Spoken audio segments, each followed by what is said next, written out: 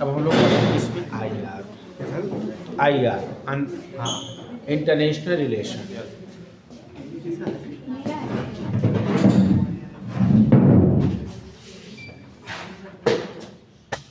क्या हुआ? कौन ठिकाना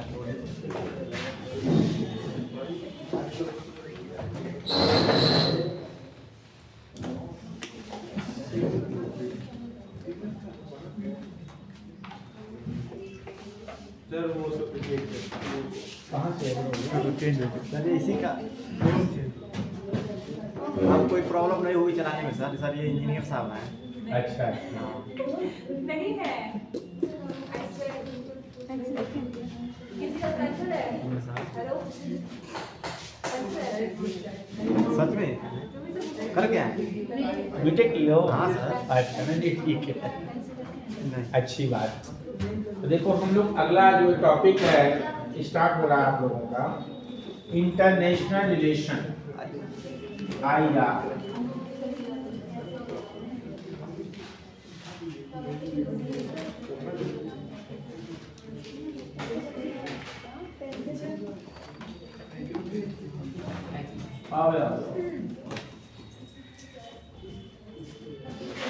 अंतरराष्ट्रीय, हिंदी में अंतरराष्ट्रीय संबंध, हिंदी में भी लिख लो अंतरराष्ट्रीय संबंध आई आर। तो आई आर पढ़ने से पहले हम लोग बहुत सारी चीज़ें बेसिक चीज़ें समझेंगे, जैसे स्टेट क्या होता है, प्रोविंस क्या होता है, नेशन स्टेट क्या होता है, स्टेट नेशन क्या होता है, ठीक। देन उसके बाद हम लोग आई आर की परिभाषा देखेंगे कि आई आर क्या है, ठीक है। तो सबसे पहले हम लोग क्यों ऐसा करेंगे, क्योंकि जब हम अभी आई आर पढ़ाएंगे हम कहेंगे इस राज्य को ये करना चाहिए या प्रोविंस ये है। तो जब हम ये जान लेंगे टर्मिनोलॉजी, यानी the first class is a intro class, कहीं भी है तो उसमें इंट्रो क्लास लिखा भी है आपके उसमें इंट्रोडक्शन, यानी इंट्रोडक्शन के अंतर्गत हमें ये बताना है कि आई आर है क्या। इसके बारे में बताएं। उसके पहले बेसिक चीज़ें हमें जानना जरूरी है, उसको जानने के पहले बेसिक चीज़ें। ये चलिए क्या चलेगा ना, आ जाओ भाई आ जाओ।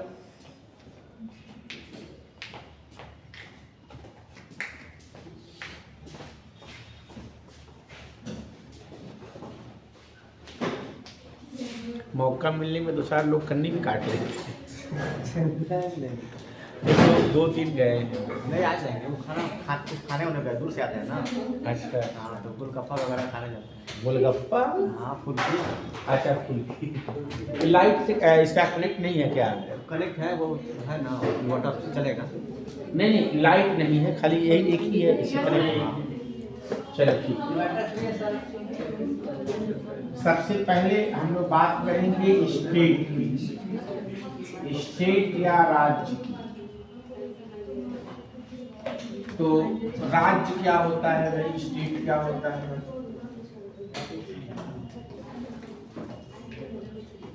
राज्य के अंतर्गत क्या क्या चीजें हैं? What is the meaning of state? पढ़ाया गया होगा फंडामेंटल राइट, जो भी पढ़ाए होंगे आपके सर लोग, उसमें राज्य की परिभाषा बताए होंगे, लिखवाए भी होंगे, ऐसा नहीं है। हाँ आर्टिकल 12 बताया गया होगा, तो वो भी बताना है और राजनीति शास्त्र में क्या होता है ये भी बताना है, दोनों। तो हमें बेसिकली राजनीति शास्त्र में स्टेट क्या होता है उसके बारे में डिस्कशन करना है। देखिए स्टेट, हाँ स्टेट होने के लिए सबसे पहली बात एक निश्चित भूभाग, कह रहे हो ना, एक निश्चित भूभाग होना चाहिए। चलो मान लेते हैं भाई जनसंख्या भी होनी चाहिए, जनसंख्या होनी चाहिए, हाँ चलो बाद में लिखेंगे संप्रभुता, चलो संप्रभुता और सरकार होनी चाहिए।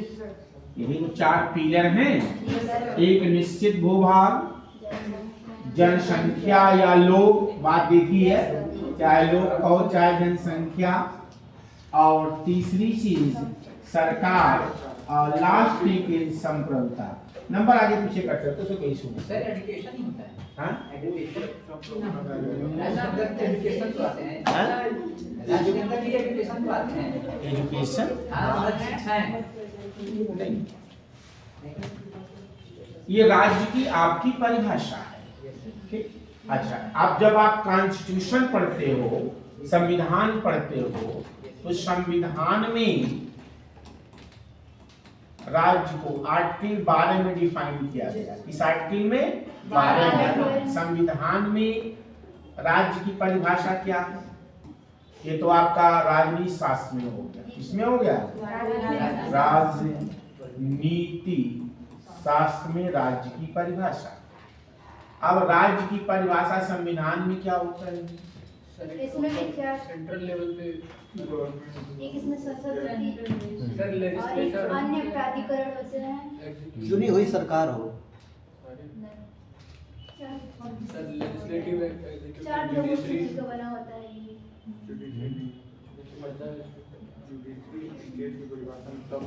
चलो देखो, संघ सरकार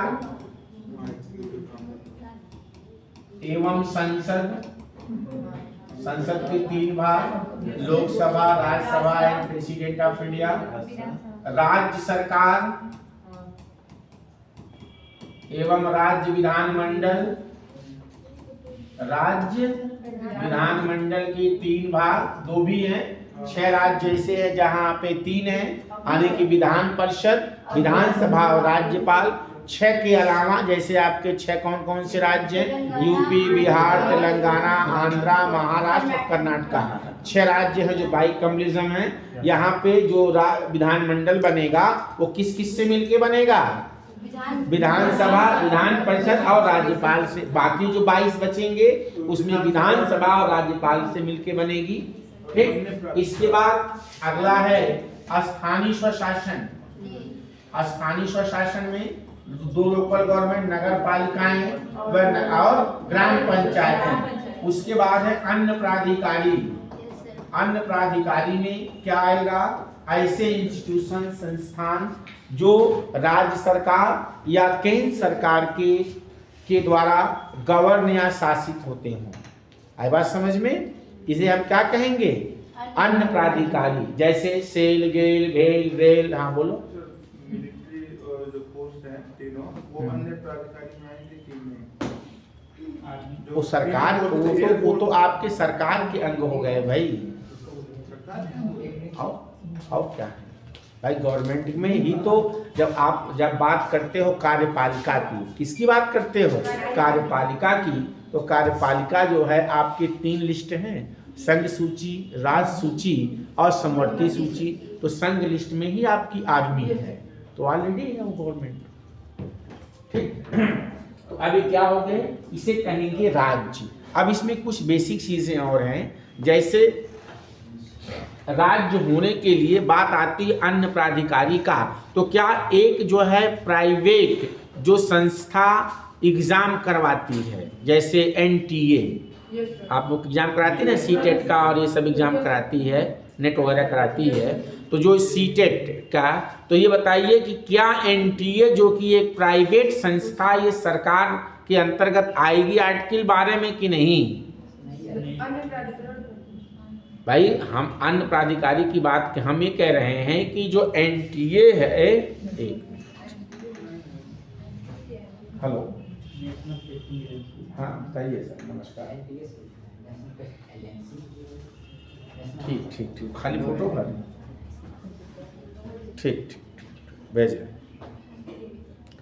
तो ये बताइए, अन्य प्राधिकारी, अगर कोई प्राइवेट संस्था, जैसे हमने कहा NTA, नेशनल टेस्ट एजेंसी, हाँ, अगर ये NTA क्या सरकार की परिभाषा के अंतर्गत आएगा? है? कैसे? हवा में दाग रहे हो कि ऐसे ही? वो तो प्राइवेट संस्था है। हाँ, इसलिए मैंने भेजे। ठीक ठीक, ठीक ठीक ठीक, ओके ओके। तो बताओ भाई। सर गवर्नमेंट का मतलब एक मतलब कहते हैं मतलब आईडी प्रूफ चाहिए ना, जिससे एग्जाम कराती है उसका प्रमाण चाहिए ना, तभी तो गवर्नमेंट उसको मानती है। वही तो पूछ रहे हैं हम भाई। एनटीएस जैसे कराती है, नेशनल टेस्ट एजेंसी। सीटेट तो क्या वो हम राज्य की परिभाषा में लेंगे? क्या सर? हैं? क्या सर मैं सम कंफ्यूज हूँ। एक मिनट बताते हैं।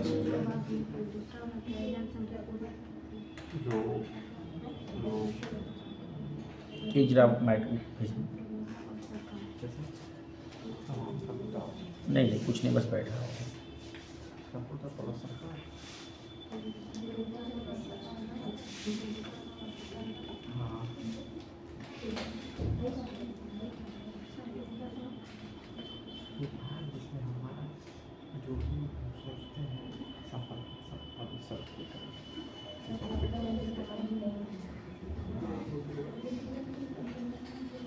हाँ हाँ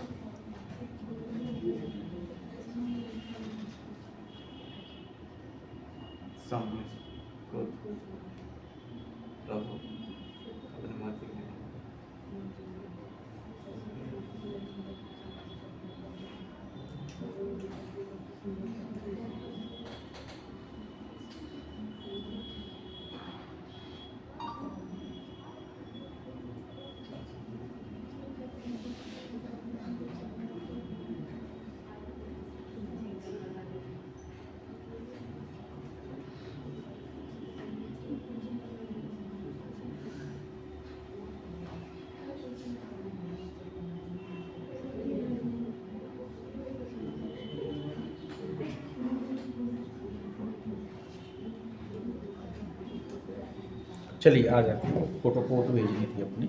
चलिए देखिए, अगर कोई भी समझ लीजिए आर्टिकल 12 के अंतर्गत अगर कोई भी प्राइवेट संस्था या यूनिट या इकाई जो राज्य सरकार की बिहाफ पे काम करे या राज्य सरकार के लिए काम करे या राज्य सरकार के तरफ से काम करे, ये सभी राज्य की परिभाषा के अंतर्गत आएगी। आई बात समझ में?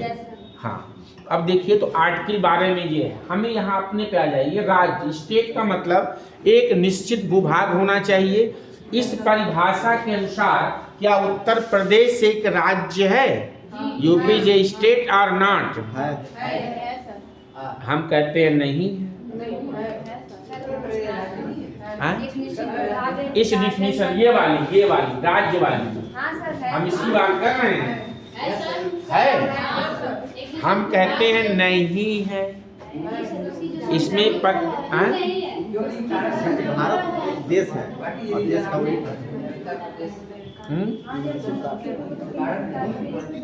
क्या कह रहे हैं?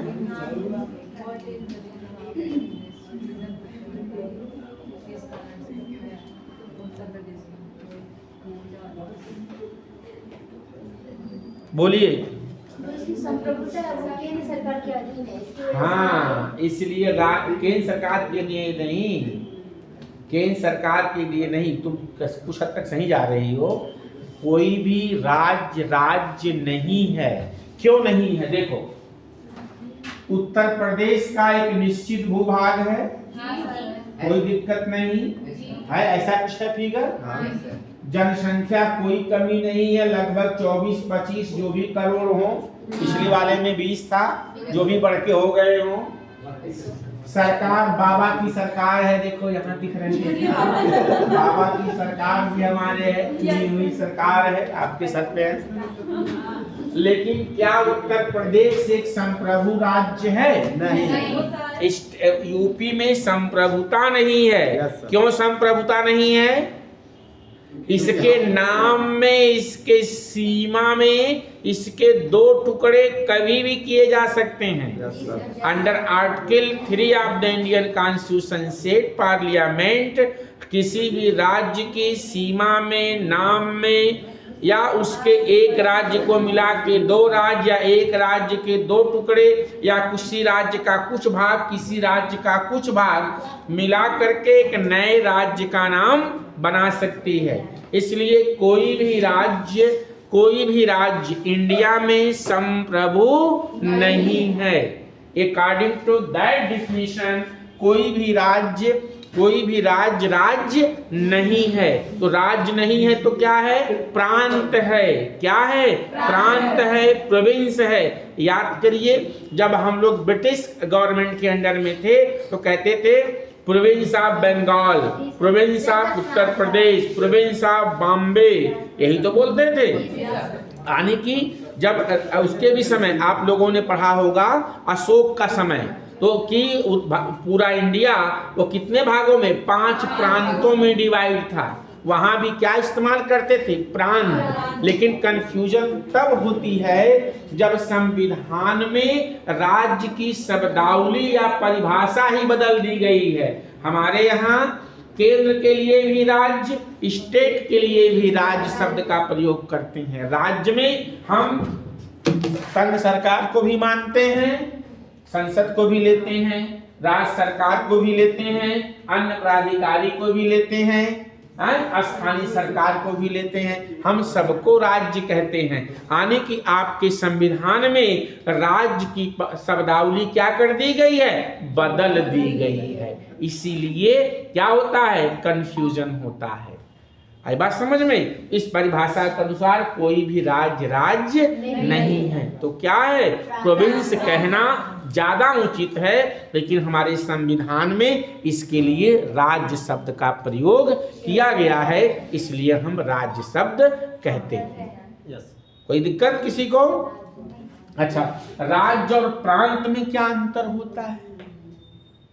अगर हम राज्य में से क्या निकाल दें? संप्रभुता निकाल दें, तो क्या बन जाएगा? प्रांत हो जाएगा। यानी कि प्रांत बराबर क्या हो जाएगा? राज्य माइनस संप्रभुता।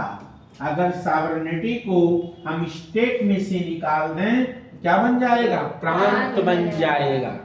ठीक, समझ में आ रहा है? तो राज्य की परिभाषा पहले आप लोग लिख लें।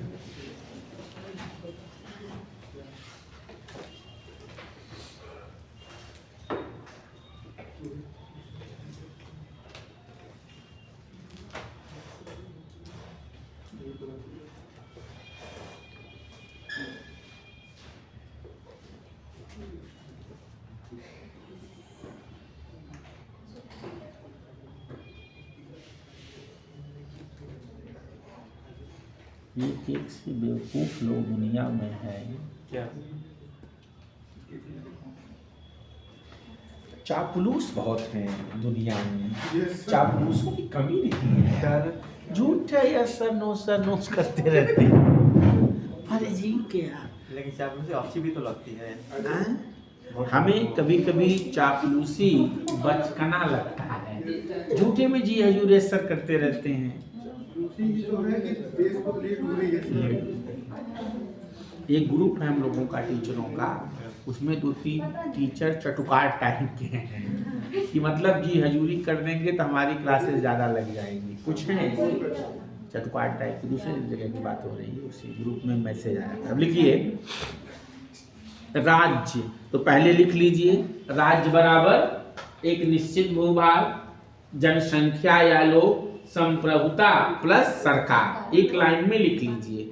राज्य बराबर, जैसे मैथ में लिखते हैं ऐसे करके एक लाइन लिख लीजिए। राज्य बराबर क्या लिखेंगे? एक निश्चित भूभाग। हाँ, एक निश्चित भूभाग,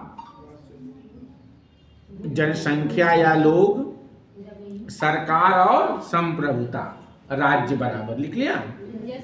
अब लिखिए कुछ बहुत बेसिक चीजें लिखवा रहे हैं। लिखिए व्यक्ति से मिलकर, लिखिए सिंपल चीज समझने के लिए। व्यक्ति हाँ धीरे धीरे ही बोलेंगे भाई। असल बात इतना स्लो चलवा दोगे तो हम कोर्स कैसे पूरा होगा। हाँ, कहने का मतलब यह है कि बहुत स्लो हो जाएंगे तो 15 लेक्चर में पूरी IR पढ़ानी है। सर इससे व्हाट्सएप भेज दीजिए। सर क्लास फेयर नहीं करना है ना, बात है यहाँ से। नहीं, हर चीज व्हाट्सएप पे भेजने का मतलब व्हाट्सएप में ही रह जाता है। कुछ चीजें हम भेज देंगे जो सिमिलर चीजें होंगी, जैसे हमने कहा कि हम SC आयोग पढ़ा दिए तो 2 भेज देंगे, वो हम कर देंगे। सर एक दो पेज का कोई व्हाट्सएप पे आता है तो वो हम समझ में आता है पढ़ने का, लेकिन जो PDF आता है ना PDF की तरह रह जाता है। वही हम कह रहे हैं, वो PDF में ही रह जाता है, उल्टा उल्टा नहीं है। ठीक, लिखिए, व्यक्ति से मिलकर एक समाज बनता है, यानी कि पीपुल से मिलकर क्या बनता है? समाज। व्यक्ति से मिलकर एक समाज बनता है, अर्थात तमाम व्यक्ति मिलकर एक समाज बनाते हैं। तमाम या कई लोग, अर्थात तमाम व्यक्ति मिलकर एक समाज बनाते हैं। और जब समाज बनता है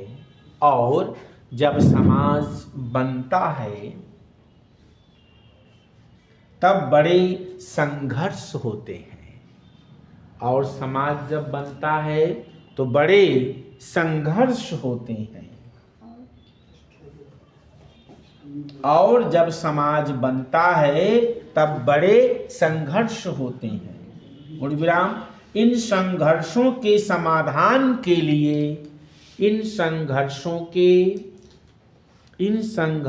के समाधान के लिए हम एक अधिकरण बनाते हैं। इन संघर्षों के समाधान के लिए हम एक अधिकरण बनाते हैं जिसे सरकार कहते हैं। अधिकरण क्या है? अधिकरण ट्रिब्यूनल, वो तो प्राधिकरण होता है। वो तो प्राधिकरण होता अथॉरिटी लिख लो, बनाते हैं जिसे सरकार कहते हैं। विराम।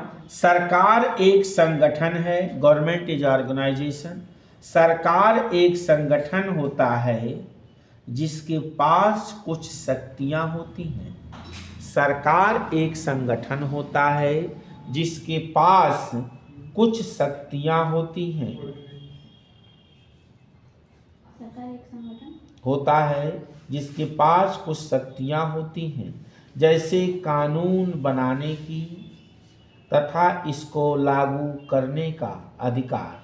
जैसे कानून बनाने की, सरकार की क्या लिखे? जैसे कोनो कानून बनाने की। हाँ, तो सरकार के पीछे पास कुछ शक्तियां होती हैं। पूर्ण राम। जैसे कानून बनाने की तथा इसको लागू करने का अधिकार।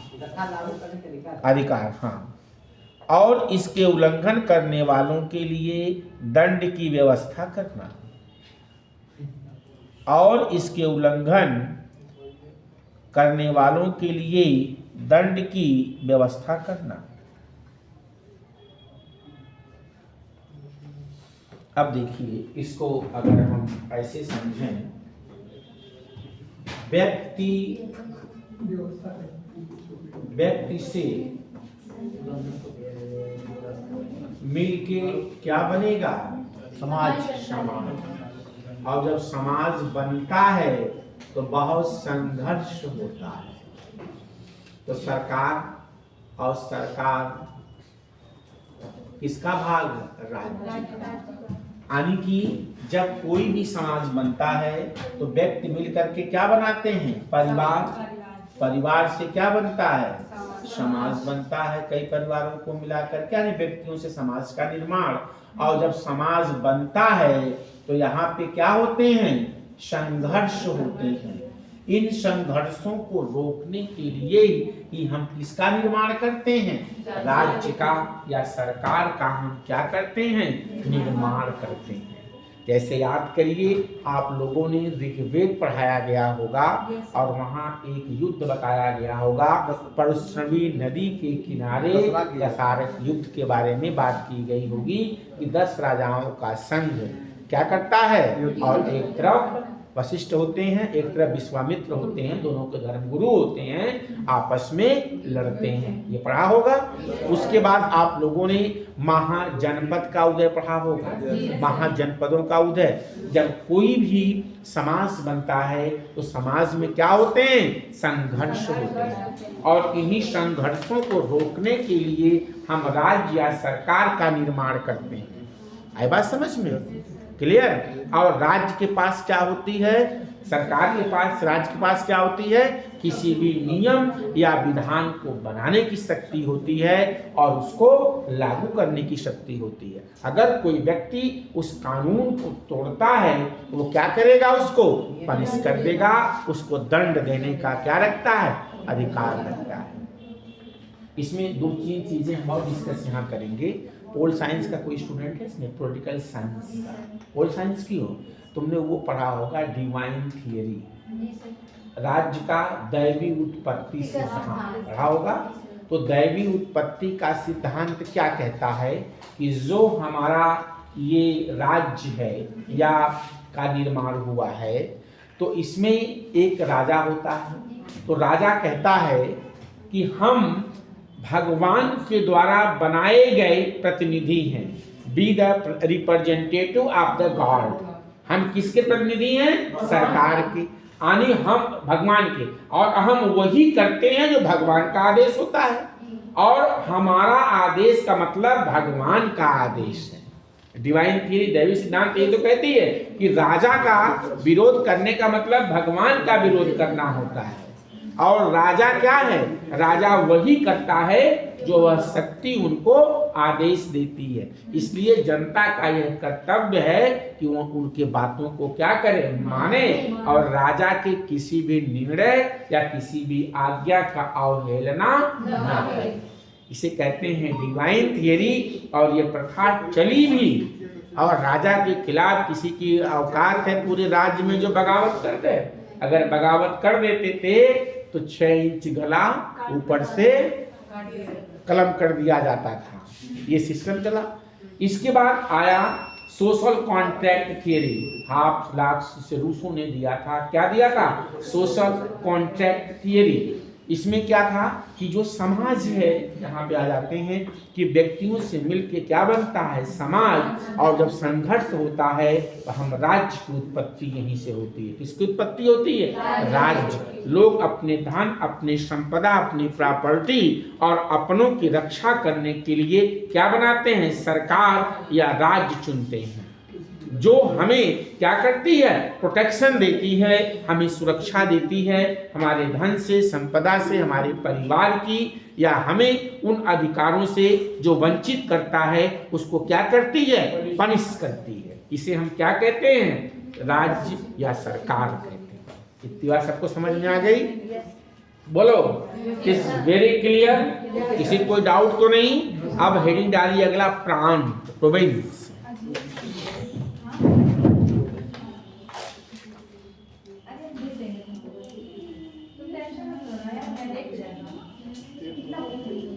डोंट वेरी, तुम टेंशन मत लो, हम पेंशन दे देंगे। नहीं कह दो टेंशन ना दो, अच्छा अब देखिए डियर, क्या 12 बज गया क्या? 12 बजे, नहीं सर, बच गया 12 बजे 4। अरे अभी तो 12:30। अब प्रांत देखो बेटा, प्रांत, प्रांत बराबर हम क्या करेंगे, लिख लीजिए, डाली हेडिंग प्रांत, या इंग्लिश में प्रोविंस, इंग्लिश में प्रोविंस। प्रांत में से हम क्या लेस करेंगे, सॉरी, राज्य में से संप्रभुता लेस कर देंगे तो क्या बन जाएगा, प्रांत। या प्रांत होने के लिए हमारे पास क्या होना चाहिए, एक निश्चित भूभाग होना चाहिए, जनसंख्या या पॉपुलेशन होना चाहिए, और एक सरकार होनी चाहिए, संप्रभुता नहीं होनी चाहिए। ठीक है, तो हम क्या कहेंगे, इसे प्रांत कहेंगे। क्या कहेंगे, प्रांत कहेंगे। यानी एक देश के, अगर कोई देश है ये, एक देश को छोटे छोटे भागों में प्रशासन के लिए हम अगर बांट दें, उसे हम क्या कहेंगे? प्रांत कहते हैं। अगर ये कोई कंट्री है, for example suppose this is the whole country, और इस कंट्री को छोटे छोटे स्मॉल प्रशासनिक क्षेत्रों में हम क्या कर दें? डिवाइड कर दें, इसे हम क्या कहते हैं? प्रांत। एक निश्चित भूभाग हो गया, यहाँ लोग रहेंगे और यहाँ के शासन को चलाने के लिए ये क्या होगा? सरकार होगी। जैसे अशोक के समय पूरा भारत 5 प्रांतों में डिवाइड था। अशोक खुद ही अवंती का गवर्नर था। कहाँ का? अवंती का खुद ही ये गवर्नर था। और तक्षशिला में जब विद्रोह हुआ तो यहाँ से क्या गया था? दबाने के लिए गया था। यानी कि पहले प्रोविंस में, प्रांतों में राजकुमारों की या राज्य परिवार के लोगों की नियुक्ति होती थी। आई बात समझ में? ये रहते हैं प्रांत। अब इसके बारे में थोड़ा लिख लीजिए। एक क्वेश्चन, बोलिए। उनको प्रोविंसेस क्यों कहा जाता है स्टेट में? मतलब वो भी एक तरह से अशोक की संप्रभुता थी ना? नहीं, संप्रभुता तो पूरे देश पे थी। जैसे मान लीजिए आप राजा हैं और आपका पूरा प्रशासन बहुत दूर तक फैला है। भाई अफगानिस्तान से लेकर के, साउथ से लेकर के बंगाल तक का फैला हुआ था। ठीक, उतने छोटे राज्य तो थे नहीं, बहुत बड़ा एम्पायर था। इस तरह का कोई फाइटर प्लेन भी नहीं हुआ करता था पहले तो घोड़े टपक टपक दौड़ते थे। तो अपने वो साम्राज्य को क्या करते थे? पार्ट में बांट देते थे और अपने बेटों की, अपने भतीजों की, अपने घर राज परिवार के लोगों को एक एक जगह बैठा देते थे, नियुक्त कर देते थे कि आप यहाँ का प्रशासन देखेंगे, आप यहाँ का देखेंगे, आप यहाँ का देखेंगे, आप तो आज भी है। डिफरेंट स्टेट्स में डिवाइड कर दिया। बिल्कुल, वही तो हमने कहा कि जो हाँ नहीं, sovereignty, India is a sovereign state, is not sovereign. Bharat संप्रभु है, ना कि राज संप्रभु। भारत है ना, उस समय भी तो सर राष्ट्र में क्या होता है? राष्ट्र में क्या होता है? अभी आ रहे हैं परेशान। अवंती संप्रभु। भारत उस समय भी था। भारत था कि हम उसमें प्रोविंस थे। जब हम अंग्रेजों के गुलाम थे तो हम प्रोविंस थे, क्योंकि हम संप्रभु नहीं थे। अंग्रेजों का तो समझ में आ रहा है। हाँ। अशोक तो यही का था। नहीं, तो उसमें प्रॉब्लम क्या है भाई? अशोक उसका एम्पायर जो था वो संप्रभुता थी, अपना संप्रभु शासन का प्रयोग करता था भाई, वो अपने करता था। और लेकिन अपने राज्य को चलाने के लिए उसने छोटे छोटे पार्ट में डिवाइड कर रखा था। अच्छा, मैं समझ भाई प्रशासन करने का तरीका है। और हमारे संविधान में राष्ट्र शब्द का भी प्रयोग किया गया है, नेशन वर्ड का भी प्रयोग किया गया है, प्रोविंस का भी प्रयोग किया गया है। सारे शब्दों का इस्तेमाल किया गया, लेकिन सबका अलग अलग मीनिंग है, अर्थ है। नोट करिए, प्रोविंस लिखिए। जब संघात्मक राज्य बनते हैं, जब संघात्मक राज्य बनते हैं, जब संघात्मक राज्य बनते हैं, तब संघात्मक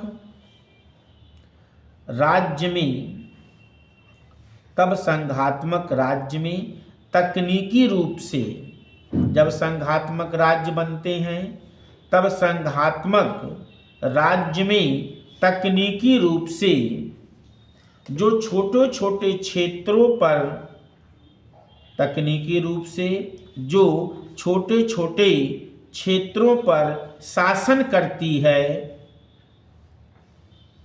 या शासन संभालती है, छोटे छोटे क्षेत्रों पर शासन करती है या शासन संभालती है, उसे प्रांतीय सरकार कहते हैं। उसे प्रांतीय सरकार कहते हैं।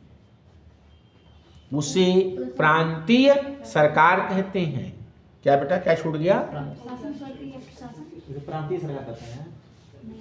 क्या लिखे? छोटे छोटे क्षेत्रों पर शासन करती है, आबलिक शासन या शासन संभालती है, उसे प्रांतीय सरकार कहते हैं। उसे प्रांतीय सरकार कहते हैं। तथा छोटे छोटे क्षेत्रों को प्रांत कहते हैं, और छोटे छोटे क्षेत्रों को हम क्या कहते हैं? प्रांत कहते हैं। जैसे ये कोई नेशन है, यहाँ पर हम बना दें बीच में संघीय सरकार। क्या बना दें? संघीय सरकार। ये पूरे देश का लीडरशिप करेगी। और अगर हम इसको पॉइंट से छोटे छोटे राज्य दिखा दें, इसे हम क्या कहेंगे? प्रांतीय सरकार कहेंगे। क्या कहेंगे? प्रांतीय सरकार कहेंगे। ये पूरा देश के लिए संघीय सरकार, और इस पूरे देश को हमने 1 2 3 4 5 भाग में बांट दिया। इसे हम क्या कहेंगे? प्रांतीय सरकार कहेंगे। जैसे मान लो एक प्रांतीय बना दिया, एक ये बना दिया, एक ये बना दिया, एक ये बना दिया, एक ये बना दिया। हमने उसको पॉइंट से इंडिकेट किया है कि अगर इस देश की एक संघीय सरकार है और पूरे देश के प्रशासन को चलाने के लिए स्मॉल स्मॉल पार्ट में डिवाइड कर देते हैं, जहाँ पे प्रांतीय सरकारें होती हैं, और इन प्रांतों को हम इस एरिया क्या बोलेंगे? प्रांत कहते हैं। क्या कहेंगे? प्रांत कहते हैं। जैसे राज्य में, राज्य दो तरह की होती है। एक में होती है संघात्मक व्यवस्था, एक होती है एकात्मक व्यवस्था। क्या होती है? संघात्मक व्यवस्था और एकात्मक व्यवस्था। संघात्मक व्यवस्था क्या होती है और एकात्मक व्यवस्था क्या होती है? एक होता है एकात्मक, एक होता है, बताइए, एकात्मक क्या होती है, संघात्मक क्या होती है?